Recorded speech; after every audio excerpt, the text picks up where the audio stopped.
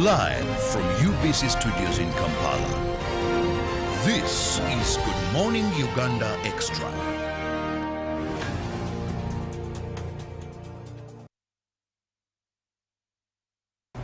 A very good morning to you. This is Good Morning Uganda Extra. My name is Julie F. Nantaba, and we continue on with the conversation that we carried from Good Morning Uganda. I am the one taking the ride this morning away from Robert Chirabo Nyonyintono, and the conversation that we continue with is on electoral offences and their remedies as we take the journey to the general elections 2026. 0709 602592 is the WhatsApp number that you should engage and be part of the conversation. Now, before Ruben came on, we were talking about the different election practices, illegal practices that are likely to happen or have already even happened. And in just a bit, we'll be looking at their remedies, but also their penalties. But also, we shall be looking at the different offences by different stakeholders, at that having particulars in there. 0709602592. Now, in studio with me is Mugweri Geoffrey. He is the PRO 3N Consultants Limited, and Nakakandi Halima, who is the head of legal services, 3N Consultants. Once again, good morning, Mr. Mugweri. Good morning, Julie. Indeed, a pleasure having you. And good morning, Ms. Nakakandi. Good morning, Julie. Right. Yeah. Pleasure having the both of you. Keep the comments coming through. We'll be delving into the comments in just a bit, but let's continue, Mr. Mugweri, with the different illegal practices. We had looked at bribery as one of the examples that you had stated, fundraisings, and finally pulling down of posters, and you had emphasized the issue of tolerance. Yeah, thank you so much, Julie. You realize that campaigns are emotional. Campaigns, and most especially as we draw closer to the polling date, tempers keep going high. People lose tolerance, people lose patience. People start doing things which are not civil, which are not called for. And we want to implore our people.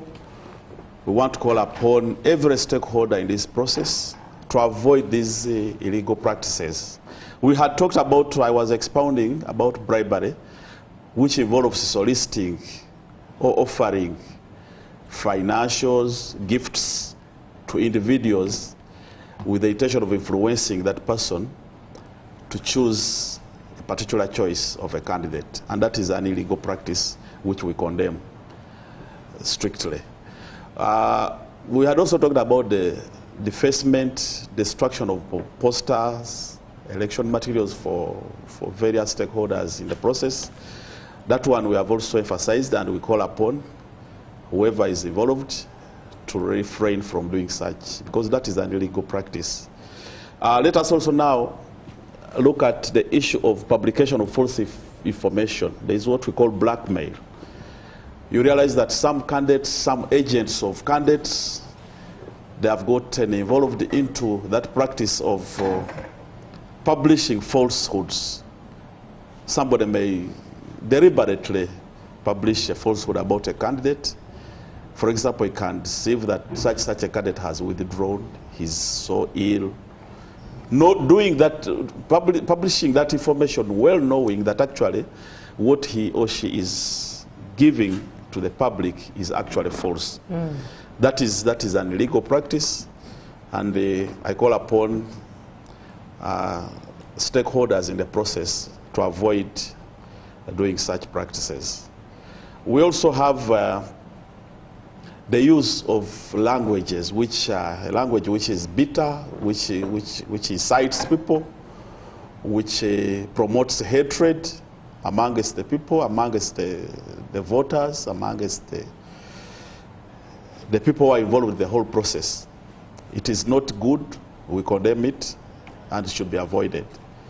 Campaigns shouldn't be a do or die. And I want to make an emphasis on this point. First of all, there is one thing which we all share. There is something in common for all of us Ugandans. We all belong to a country called Uganda. The election process is here and it is going to end. And Uganda will remain here, we shall remain here. So I want to call for calm. I want to call for peace. I want to call for tolerance. I want to call for dignity and mutual respect as we go through the campaigning program, as we go through the elections. Let us tolerate one another. Let us remain humane. Let us remain civil. Let us remain humble and respectful. Once we uphold these values, it is very easy and likely that we shall avoid to engage in these illegal practices. Why would you malign? Why would you blackmail? Why would you use bitter language? Why would you bring hatred simply because we're in campaigns? Campaigns is a process. It is well stipulated in the law, and it has got regulations, it has got guidelines.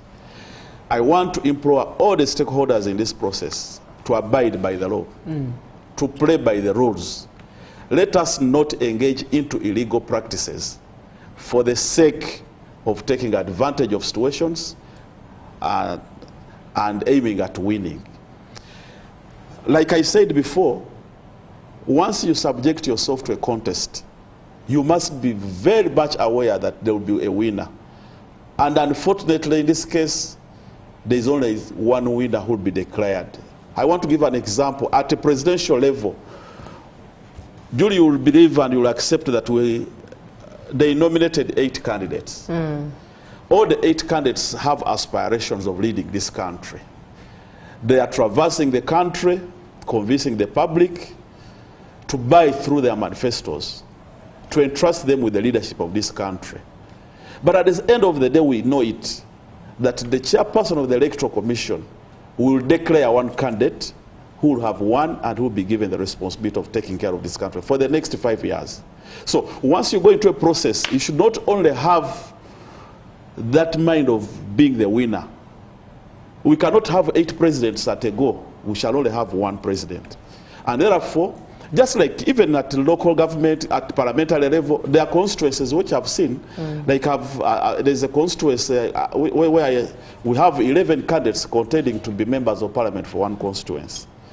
Would you think all the 11 would be MPs? Strictly, we shall have 1 candidate. So we must accept, we must go through this process, well knowing that there will be 1 person who will emerge as a winner. But above all, we are Ugandans. Let us be patriotic. Let us love our country. Let us not cause harm to ourselves simply because of elections. Let us handle the election process with a lot of peace, with a lot of respect. So that is why I was emphasizing the issue of blackmail, bad language, which incites the public.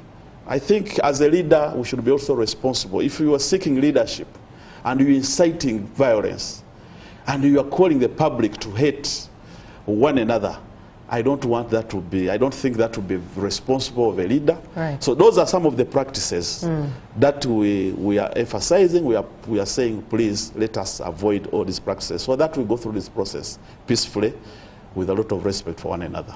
Indeed, pardon me, indeed as you, pardon me, as you talk about respect and tolerance, a comment comes through. Hi, good morning, Uganda. I'm Akuku Stephen from Adjumani. I would like to thank the presenter for the programs. It's a really very difficult time in Adjumani, especially the district chairperson raising the NRM flag bearer, causing a lot of problems and attacking the supporters. Incumbent Honorable Anyama Ben, as I talk right now, so many people are in hospital. This is Akuku Stephen who has shared this particular one. But also let me read another comment that comes through. Thank you for the program. I'm Regio. Is it constitutional that some presidential aspirants should be blocked from reaching their place of campaign by the army, or should the army actively show partisan in elections, or should they be neutral? That's question number 1. And then question number 2, what do the EC do to those soldiers who are seen harassing some opposition supporters from reaching the campaign areas or have no legal action or working for the ruling party? Because the media show clips as evidence, but you say anyone harassed should report to police, and yet it was police and army doing so. Now, I think I'll split this. Sounds the same, but at the end of the day could have two perspectives or different perspectives thrown onto it. I'll start with this, the first one that he shared, where he says, is it constitutional that some presidential aspirants should be blocked from reaching their place of campaign by the army? Or should the army actively show partisan in elections, or should be neutral? I'll pose it to you, Mr. Mugweri. Thank you so much, Julie. And I want to appreciate that concern by whoever raised it. First of all, we have kept on emphasizing, and we shall keep talking about this. There are different stakeholders with different responsibilities in this electioning process. This particular concern raises something to do with security agencies. We want to appreciate that you cannot conduct elections without guidelines and without security. Security plays a very important role. And I want to go back to the responsibilities. The role of security in the election is, first of all, they're supposed to preserve law and order. They also detect and prevent crimes. They provide protection to candidates, the general public, and all the campaigning meetings. That is the responsibility of security. Something which we need to learn here is that if it is security guiding on how the candidates should move, I don't want, because for that particular candidate, I don't know what he was referring to, but I want to imagine that it is a preserve of security to detect and preserve. If there is detection of crime, for example, if it is about protection of the candidate, if it is about protection of other people, security plays a very big role. But I also now want to call upon security agencies to be very objective in the process. They shouldn't be seen as people who are showing sides. I think once the trust is lost, it creates a lot of clashes between the public and security agencies. But at the same time, it is also the responsibility of the public to appreciate the role of security. Because there are certain things which security knows which may not be known by the public. And there are decisions which can be taken for the good of the campaign process, or even for the good of the particular candidate. He talked about blocking routes and maybe diversions. I don't have details, and I think I don't have the authority to talk much about that, but I just want to talk plainly about that. If a route has been gazetted or it has been designed, I think there are reasons behind why security may decide that this particular candidate should use this route. Let me give you an example. We drive on the roads. I want to use my own example. When I'm driving from Mukono to Kampala, there are times when I reach Bweyogerere and I am diverted. It normally happens because of the traffic jam. You're coming direct.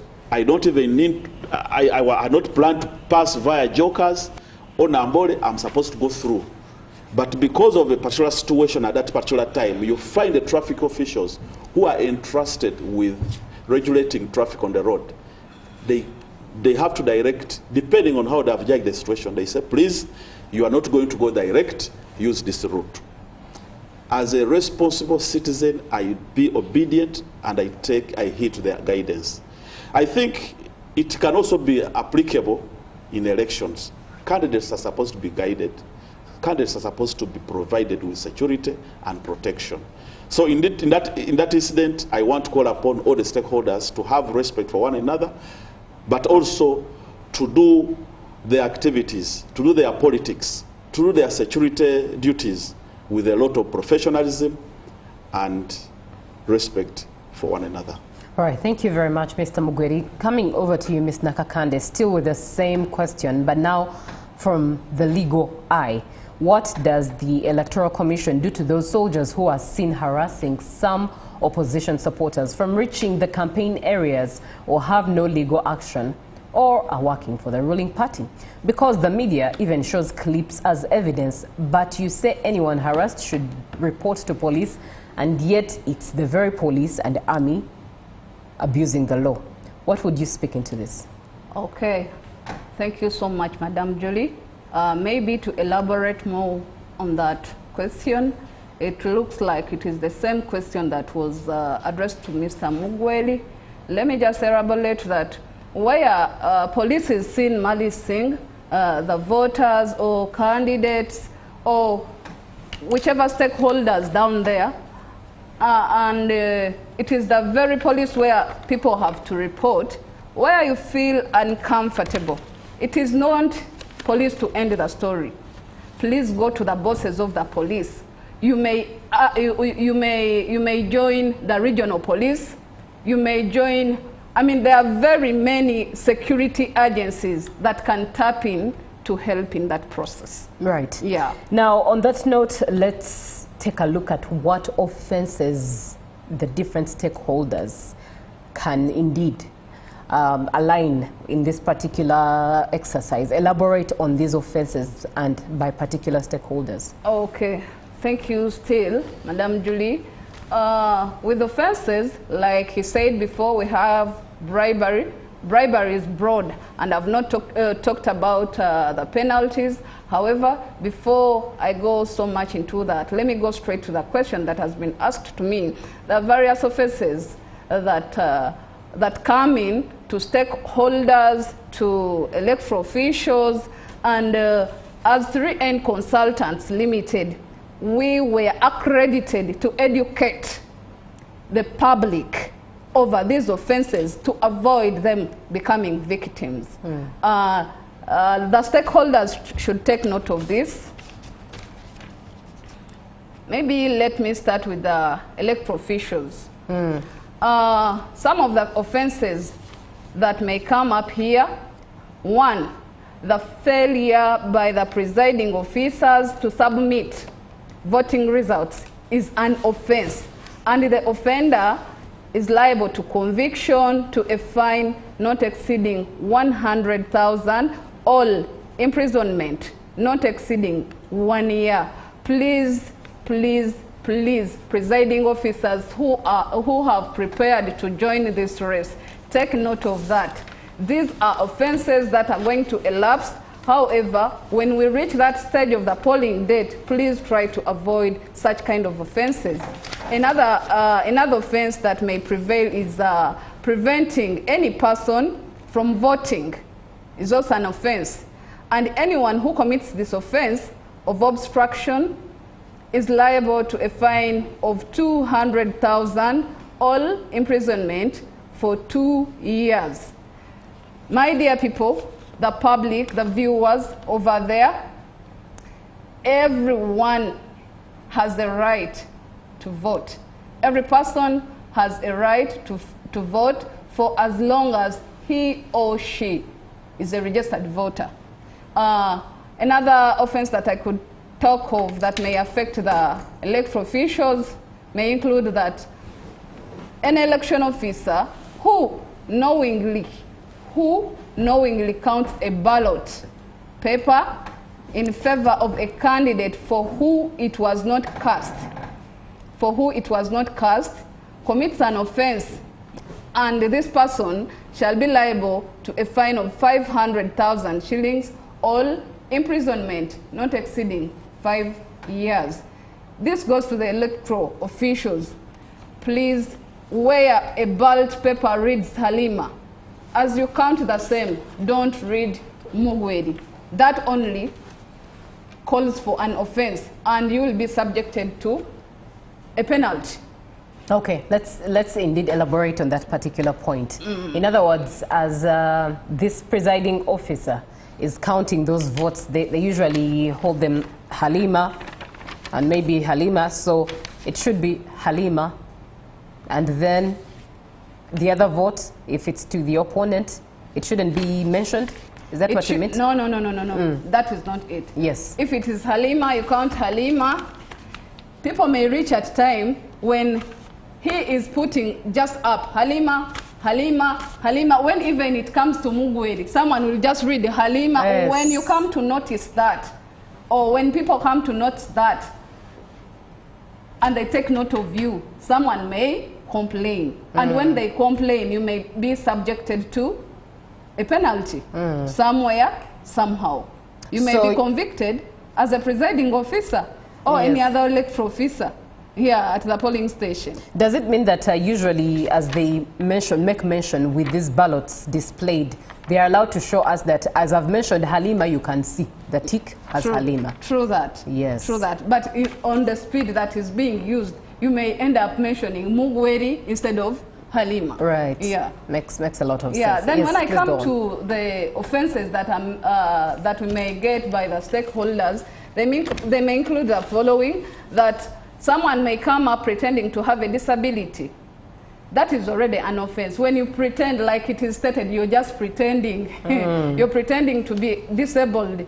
That becomes an offense. And any person who commits this offense is liable to a fine not exceeding 100,000, or imprisonment not exceeding 2 years, or both. Right. Yeah. Then assisting a voter without authority. I think that was clear.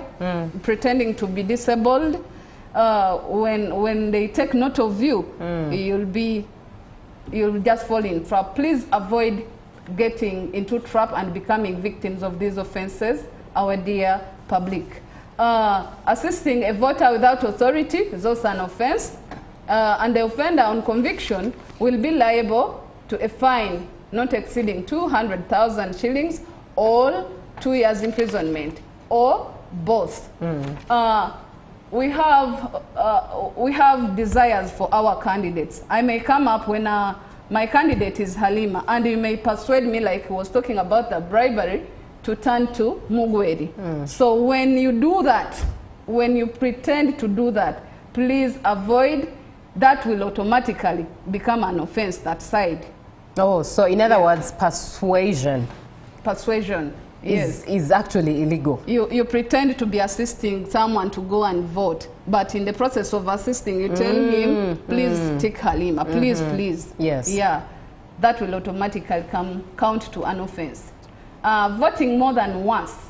Our dear viewers, every head or every person is supposed to vote once, and at a particular polling station where that person was registered.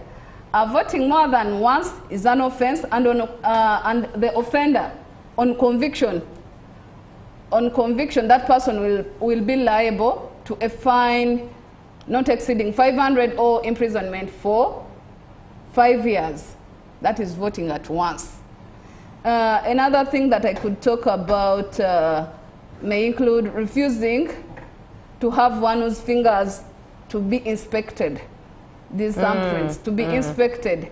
Please, whenever you reach the polling stations, allow the electoral officials to do their work.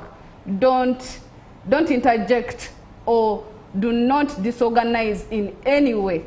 Let them do their work. When you try to refuse your fingers to be inspected, you're already committing an offense, and you'll be convicted. Your fine will be 200,000, or imprisonment not exceeding 2 years. Another thing I could talk about is voting on behalf of another person. There are people who passed on a long time, and they remained in the voters' registers. Someone may come up to vote for a person who died long time ago. You're committing an offense. And that person, when convicted, shall be liable for imprisonment of 5 years. And there is no option for that. You'll just be imprisoned for 5 years. There's no fine whatsoever. There is no fine. Right. Yes. Selling alcohol. That I'm talking on the polling. I'm talking about the polling dates. Selling alcohol in 400 meters of any polling station is also an offense, and one who commits this offense is liable to a fine not exceeding 200,000 shillings, or imprisonment for 1 year. Please, those people selling alcohol, you should also be far away from polling stations to avoid these offenses, or to avoid becoming victims of these offenses as it is being elaborated here. I should also talk about any person who arms themselves or during part of the polling day with any arms or ammunitions without lawful authority. There are people who pretend to be soldiers, there are people who pretend to be police officers, those who pretend to be security officers, wherever.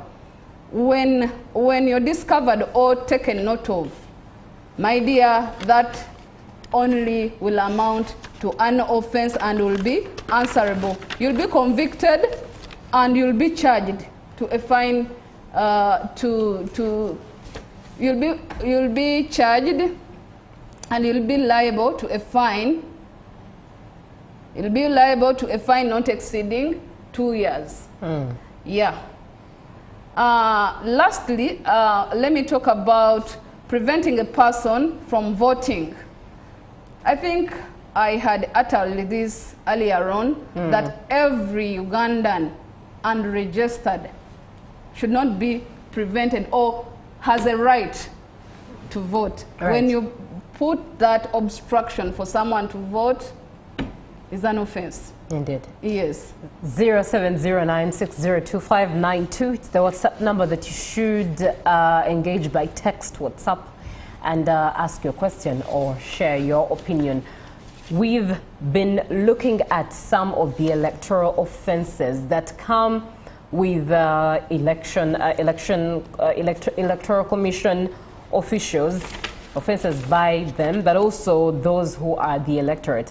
Some of which that Ms. Nakakande has shared, I could outline just for emphasis, with electoral commission officials' failure to hand in election results, preventing any person from voting and counting a wrong ballot paper, or mentioning a wrong name for other than that which is supposed to be mentioned, that is illegal and is punishable by law. And looking at some of the offenses committed by the electorate, we do have pretending to be disabled, also assisting a voter without authority to assist, also persuasion during the voting exercise, and then voting more than once, refusing one's fingerprints to be inspected, voting on behalf of another person in place of another person, and this usually happens in place of people who have passed away, and selling alcohol at polling stations in 400 meters, and then a person who arms themselves on polling day, especially if you are pretending to be a security agent or security officer, and preventing a person from voting also applies to the electorate. These are some of the offenses that are very punishable, and in case you are planning to committing any of what has been mentioned, you should stay warned that once caught, it won't be good. You will definitely dance to the tune of the law. In case you're just joining the conversation, we are looking at electoral offenses and remedies as we journey on to the 2026 general elections. 0709602592. Over to you, Mr. Mugwedi. You did share the campaign period as it stands for the 2025-26 general elections, but take us through the polling dates. Thank you so much, Julie, and the viewers. Like I said before, that the process we are currently in is basically about elections, and elections go through different stages. You start by registering as a voter. Electoral Commission rolls out a program. Interested parties show interest in different positions. They go and register. They are nominated after fulfilling all the requirements. Then subsequently they start the campaigns. We went through the campaigning period, and I think right now it is a campaigning period. And we talked about how that campaign runs, the guidelines, and when it is supposed to end. I want to emphasize that by law, campaigns begin at 7 a.m. in the morning, and they should stop at 6 p.m. Anyone who campaigns past that time automatically subjects himself or herself to an illegality which is punishable. Now, let us go through the dates which were gazetted by the Electoral Commission for polling. We shall start with the elections of the President and members of Parliament who are directly elected, MPs and district representatives. The polling date for MPs and the President will be on 15th of January 2026. Then the National Conference for Election of Persons with Disabilities, tentatively, is scheduled for 19th of January 2026. The election of councillors representing special interest groups, that's the youth, older persons, persons with disabilities at sub-county, town council, municipal division, it is 19th of January 2026. Election of councillors representing special interest groups, that is the youth, older persons, PWs at municipal or state division, 20th of January 2026. Then the National Conference for Election of Workers' Representatives to Parliament. We shall note that there are different categories of members of Parliament. We have the workers, we have those who are directly elected, the ones representing the youth. So for these particular members of Parliament who will represent the workers in Parliament, they will be elected on 21st of January 2026. Then the elections for district local government councils, district stroke or city chairpersons, lord mayors, mayors and councillors, it will be 22nd of January 2026. Elections of municipal city division chairpersons and councillors, 27th of January 2026. The National Conference for Election of National Female Youth Representative to Parliament. Those are electoral colleges. That election will be conducted on the 28th of January 2026. The National Conference for Election of National Female Older Persons Representatives to Parliament, 28th January 2026. We also have representatives for the Army in Parliament. The Army Council meeting for election of UPDF representatives to Parliament will be conducted on the 28th of January 2026. The election of councillors representing special interest groups, youths, older persons and PWDs at district will be 29th of January. The Regional Conference for Election of Older Persons Representatives to Parliament, it will be on 2nd February 2026. Election of sub-county, town council, municipal division chairpersons and councillors on 4th of February 2026. And lastly, the Regional Conference for Election of Regional Youth Representatives to Parliament will be conducted on the 6th of February 2026, unless otherwise. But tentatively, those are the dates which were issued by the Electoral Commission. And I want to emphasize that there are certain people who do not take interest. Others even miss out on participating in these elections simply because they have not followed through, they have not marked those dates. So as long as the Electoral Commission has not communicated otherwise, those are the dates which election will be conducted. All right. Thank you very much for clarity on that. A question comes through, and it will be posed to Ms. Nakakande. Someone comes through, Bwire David Maradona in Namayingo says, trust me, those laws work in specific areas only, but not in rural areas. Is it within the law for someone to pretend not to know how to tick and be helped? Candidates give out money and tick for them. This is Bwire David Maradona in Namayingo. Please speak into this, Ms. Nakakande. Thank you, Bwire. Let me just go straight to the answer. Bwire, it is not within the law that someone will pretend, but people keep on doing this. However, there are various laws that will tap in to control these situations. If the laws are not working in rural areas and are working in urban areas, that one I'm not so certain. But I know no one is above the law. We should keep the law moving. All right. Yeah. Hi, presenter. I'm Andebo Simon from UGANDA. During the voting session, are IDs considerable? Some IDs are not out. I'm a new ID registered, and I registered on the 30th of July 2025. This would be posed to you, Mr. Mugweri. Thank you so much for raising that concern. I remember some time back when we were here, we talked about that. Having a national ID alone may not necessarily qualify you to go and vote if you are not registered as a voter. I think we need to understand the basics. Right.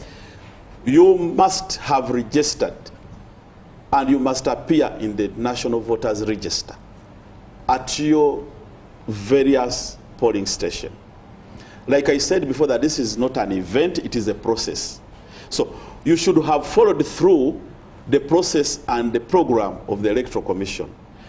When they talked about registering and updating the National Register, every responsible patriotic citizen is presumed to have participated in that exercise, unless if there was some inevitable reasons why that person didn't register. So once you are identified as a voter, you can have a voter slip.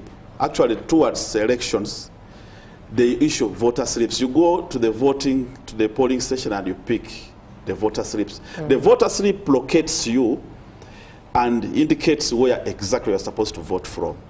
And once you have that voter slip, you'll be subjected to the biometric system and you'll go through the process of voting. So whether the ID expired or you haven't gotten it yet, but as long as you're a voter and you're identifiable in the National Register, you will certainly cast your vote. Right. Thank you very much. Another question comes through. Hi, UBC. I need to take interest in being a polling agent. What can I do? This is Michael Agonza from Fort Portal City. Mr. Mugweri, in just a second, I think you have an answer for this one. He's interested in being a polling agent. Yes. Well, that is, I think I'm not so certain whether the Electoral Commission has advertised, has called out people to come. I'll find out. But that is now the responsibility of the Electoral Commission. Like we told you that for us as 3N Consultants Limited, we are partnering with the Electoral Commission and specifically on voter education and sensitization. However, I am very much aware that there is a program where they appoint, where they recruit presiding officers and polling agents. And that is the responsibility of the Electoral Commission. I will cross-check and find out whether they have already called out people to show interest.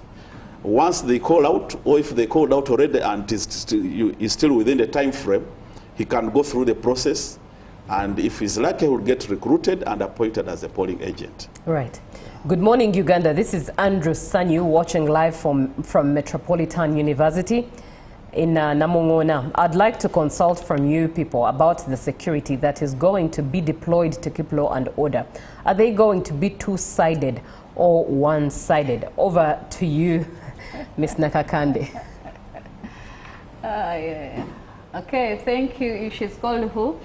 This is Andrew Sanyu watching live from Metropolitan International University. Andrew Sanyu, thank you so much. It is nowhere written that police should only side for one party. It is a general security that works all over, and it has to keep law and order for all parties and citizens of the Republic of Uganda. Indeed. Hello, my sister. That is a greeting from Ahmed Birimuye. I think it's over to you, Ms. Nakakande. Yes. And hi, presenter. I'm Issa Sokwa from Busia. How do I know that I'm in the voter register? Let me pose it to you, Mr. Mugweri. I think that is very obvious. There is a period of displaying the National Voters Register. And every citizen is given an opportunity to go and cross-check in the register. They display the register.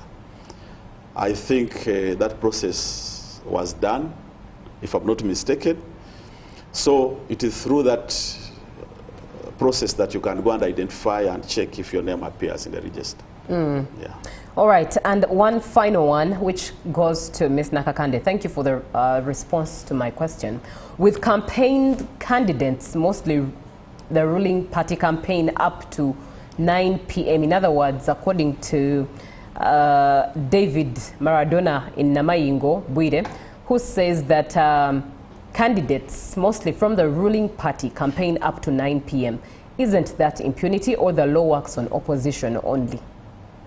It is not still under the law that they should go beyond the limited hours. Please go and face the law. Where people are trying to obstruct the law, where people are trying to go beyond their limits, please take note of that and report to the concerned security agencies. You may also go ahead, if police is not taking charge, and petition the Electoral Commission.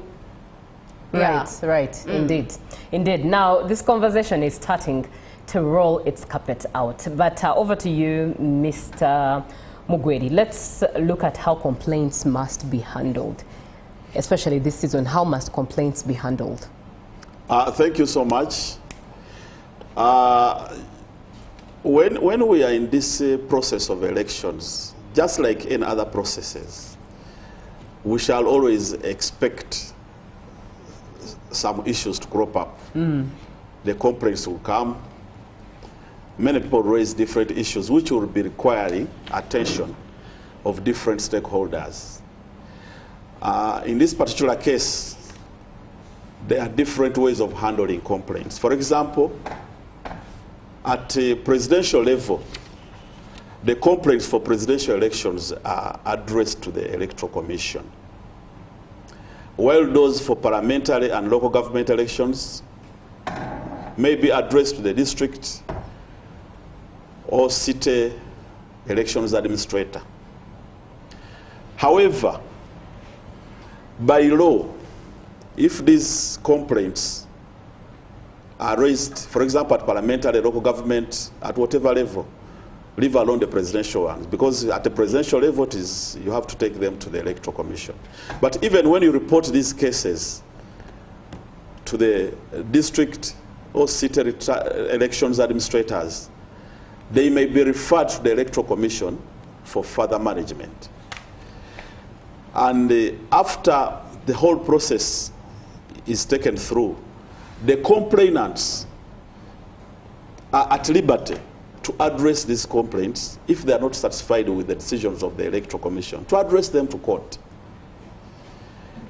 Like Council was saying, that even in the process of the campaigns, the process of looking for votes, once there are people who are going against the law, there are mechanisms of handling and arbitrating those complaints. For example, if it requires, if it is an offense which requires to be reported to police, you can go and report to police. There are always clashes in the campaigns. There are so many things which crop up. There are instances where police can handle. There are complaints which can be addressed to the Electoral Commission. There are complaints which may be taken to courts of law, and they are looked into.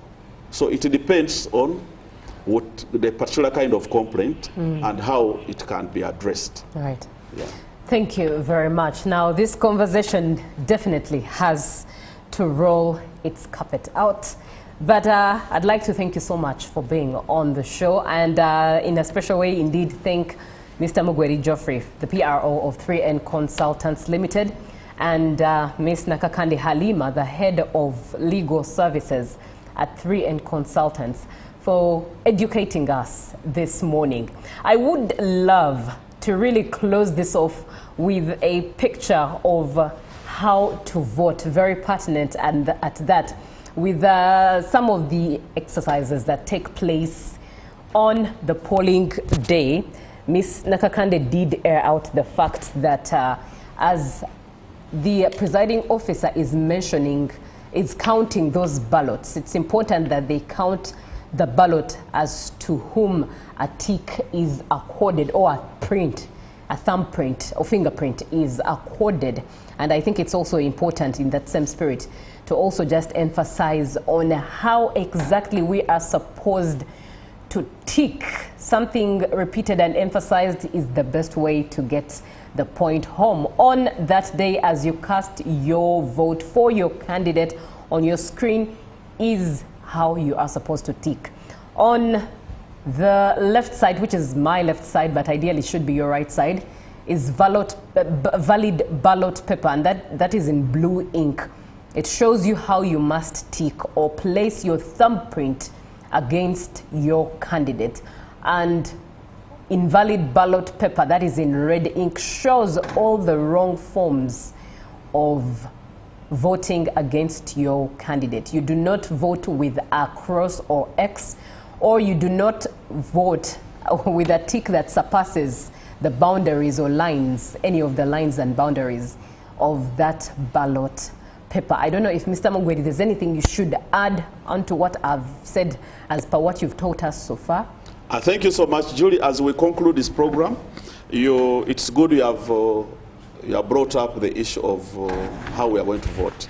Last time we displayed that and we emphasized it. We shall keep on talking about that. I said sometimes we get excited, but that excitement may even cause us issues, and actually it may even cause our votes to be invalid. Like you see on the screen, there are different candidates, and you are supposed to either put a tick within the box which is against the particular choice of candidate, or a thumbprint. If you are not interested in a particular candidate, there are candidates who can, there are voters who can go and, because of their anger and bitterness, they say, now this one I should just cross. That is wrong. You simply go and tick, and the tick shouldn't exceed the box against the candidate of your choice, or the thumbprint. Finally, our emphasis and our major job is to call upon Ugandans to go through this process peacefully. We are appealing to all the participants, the agents, the supporters, and the general public to uphold the values of peace, dignity, mutual respect throughout the campaign period and beyond. Like I said before, I want to emphasize, we are Ugandans and we should be patriotic. This exercise should not tear us apart. It should not create bitterness. It should not create issues. Yeah. Finally, allow me extend warm regards to the viewers and UBC management from 3N Consultants Limited. Indeed. It is a profound consultants and advisory firm. We are located at Kira House, and we do consultancy for both government and private entities in monitoring and evaluation, project involvement, human capital management, study abroad, and various issues. Come and we do business. Thank you so much. It has always been a pleasure having you here. Indeed. Thank you very much, Mr. Mugweri. And Ms. Nakakande, what would be your closing remarks? Thank you so much, Madam Julie. Maybe, according to the issues that were listed earlier, and upon our topic of offenses that may be encountered in the electoral process, I would address you people or the public to approach or engage yourselves in reading the laws of the Republic of Uganda to specifically identify the Presidential Elections Act for more information on offenses. As they included bribery, they included defacement, they included publication of false information, and so on. Yeah. As I close the remarks, I take my greetings, of course, to 3N Consultants as a company that was accredited by the Electoral Commission to carry on the services of educating the public. All right.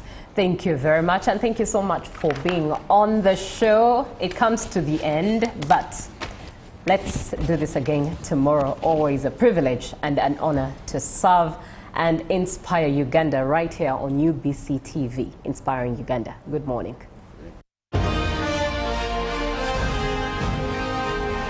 Live from UBC Studios in Kampala, this is Good Morning Uganda Extra.